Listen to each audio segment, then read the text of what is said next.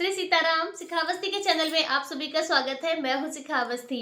आज इस वीडियो में हम जानेंगे 2025 की पहली और पौष मास के शुक्ल पक्ष की एकादशी का व्रत कब किया जाएगा, पूजा का शुभ मुहूर्त क्या रहेगा, व्रत विधि क्या है, किस प्रकार से हमें यह व्रत करना चाहिए और इसके साथ ही हमें एकादशी तिथि पर भगवान विष्णु को क्या विशेष भोग लगाना चाहिए, किस स्वरूप की पूजा करनी चाहिए और फिर व्रत का पारण हमें कब करना है।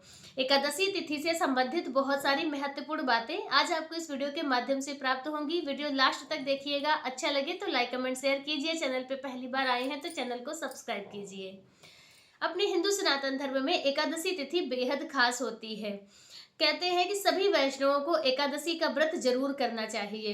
एकादशी तिथि भगवान विष्णु को बहुत ही ज्यादा प्रिय है, तो एकादशी व्रत करने वाले भक्त श्री हरि नारायण को बहुत ही ज्यादा प्रिय होते हैं। तो इसलिए भगवान विष्णु की विशेष कृपा प्राप्त करने के लिए एकादशी का व्रत सभी को जरूर करना चाहिए। उसमें से पौष मास के शुक्ल पक्ष की एकादशी तिथि को पुत्रदा एकादशी के नाम से जाना जाता है। मान्यता है कि इस व्रत के महात्म को भगवान भोलेनाथ ने माता पार्वती को, भगवान श्री कृष्ण ने धर्मराज युधिष्ठिर जी को और भगवान ब्रह्मा जी ने नारद जी को इस व्रत के महात्म का वर्णन सुनाया है। कहते हैं कि जिन्हें संतान सुख की प्राप्ति करनी हो या पुत्र संतान की प्राप्ति करनी हो तो उन्हें इस पुत्रदा एकादशी का व्रत जरूर करना चाहिए। इसके साथ ही जो संतान वाले माता पिता हैं, जिनकी संतान हैं, तो अपने संतान की सुरक्षा, उनके उज्जवल भविष्य और उनकी लंबी आयु के लिए भी वह इस व्रत को करते हैं। यह व्रत सभी को जरूर करना चाहिए। इसके साथ ही पौष मास के जो शुक्ल पक्ष की एकादशी तिथि है, इसे वैकुंठ एकादशी के नाम से भी जाना जाता है। मान्यता है कि वृंदावन में वैकुंठ द्वार आज की तिथि पर ही खुलता है और उस द्वार से जो भक्त निकलते हैं तो उन्हें फिर वैकुंठ की ही प्राप्ति होती है। तो यह पौष मास के शुक्ल पक्ष की एकादशी तिथि बेहद खास है। इस एकादशी पर सभी को व्रत रख के भगवान श्री हरि नारायण की बाल स्वरूप जो भगवान श्री कृष्ण है, लड्डू गोपाल है, उनकी पूजा करनी चाहिए। तो हमें किस प्रकार से पूजा करनी है, व्रत किस प्रकार से करना है, वह भी हम जान लेते हैं। तो देखिए, पहले यह जान लेते हैं कि पुत्रदा एकादशी का व्रत कब किया जाएगा। तो पुत्रदा एकादशी का व्रत जो एकादशी तिथि है वह प्रारंभ हो जाएगी 9 जनवरी को और 10 जनवरी की दोपहर तक एकादशी तिथि रहेगी।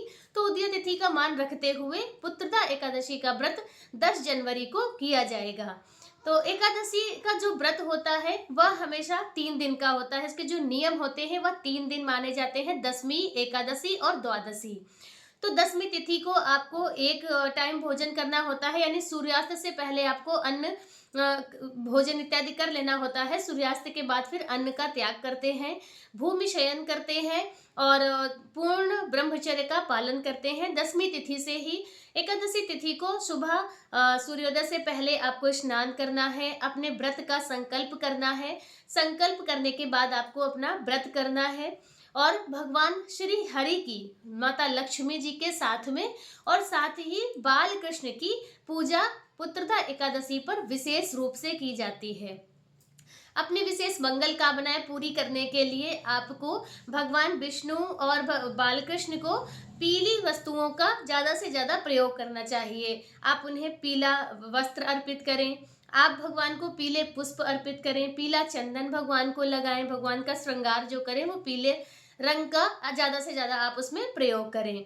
और उसके साथ ही भगवान को आज की तिथि पर आपको माखन का भोग लगाना चाहिए। पुत्रदा एकादशी के दिन बाल कृष्ण को माखन का भोग जो लगाते हैं तो उन्हें उन पर भगवान श्री कृष्ण की विशेष कृपा होती है और भगवान उनकी सभी मंगल कामनाएं पूरी करते हैं। तो भगवान श्री हरि की पूजा अर्चना कीजिए और उसके बाद भगवान की धूप दीप से आरती कीजिए, एकादशी माता की आरती कीजिए, एकादशी महात्म सुनिए और फिर भगवान के मंत्रों का जाप कीजिए। तो देखिए, वैसे आप तो भगवान जो भी आपका मंत्र हो आप उसका जाप कीजिए। यदि आपने अभी कोई गुरु दीक्षा नहीं ली, कोई मंत्र नहीं है, तो भगवान का द्वादशाक्षर मंत्र है उसका आप ज्यादा से ज्यादा जाप करें और गोपाल सहस्त्र नाम का जो नहीं, गोपाल संतान गोपाल मंत्र होता है, उसका भी आप जाप कर सकते हैं यदि आप संतान सुख की प्राप्ति के लिए भगवान की पूजा और यह पुत्रदा एकादशी का व्रत कर रहे हैं। तो संतान गोपाल मंत्र का पति पत्नी सहित यदि दोनों लोग एक साथ पूजा करके फिर मंत्रों का जाप करें तो बहुत जल्द भगवान श्री हरि आप पर कृपा करेंगे। तो इस प्रकार से आपको पूजा करनी है। शाम के समय भी आप पंचोपचार विधि से भगवान की पूजा अर्चना करें और उसके बाद आप जागरण करें। जागरण का एकादशी तिथि पर बहुत ही ज्यादा महत्व होता है जागरण का। यदि आप पूरी रात नहीं जग सकते हैं तो कम से कम 12 बजे रात तक तो जरूर जागिए। और उसके बाद फिर दूसरे दिन यानी द्वादशी वाले दिन आप फिर सुबह आपको जगना है। स्नान इत्यादि करने के बाद पंचोपचार विधि से भगवान का पूजन करें। ब्राह्मण को भोजन कराएं। यदि भोजन नहीं करा सकते हैं तो आप सीधा निकाल दें या कुछ दक्षिणा निकाल कर फिर आप अपने व्रत का पारण करेंगे।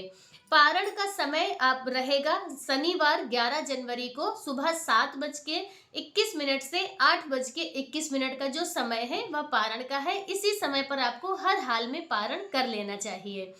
तो व्रत का पारण करें। अब वह 3 विशेष बातें हैं जो आपको इस एकादशी या सभी एकादशियों पर जरूर ध्यान रखनी चाहिए। पहला तो जैसे दशमी तिथि को सूर्यास्त के बाद आपको अन्न का त्याग कर देना चाहिए। एकादशी तिथि को आप जैसे फलाहार इत्यादि करते हैं तो कम से कम फलाहार लेना चाहिए। जैसे आप सुबह ले लें, दोपहर में ले लें, शाम को ले लें, ये नहीं कि पूरा दिन आप बराबर फलाहार करते रहें। तो इन बातों का भी विशेष ध्यान रखना चाहिए। और द्वादशी वाले दिन जहाँ तक हो सके जितना संभव हो तो अपने ही घर का अन्न आपको लेना चाहिए, खाना चाहिए। किसी दूसरे का अन्न खाने से बचना चाहिए। तो यह कुछ विशेष बातें हैं जो आपको एकादशी व्रत में ध्यान रखनी चाहिए। देखिए, व्रत कोई भी हो जब हम उसे विधि पूर्वक करते हैं तभी हमें उसका पूर्ण फल प्राप्त होता है। तो इन बातों का आप विशेष ध्यान रखें।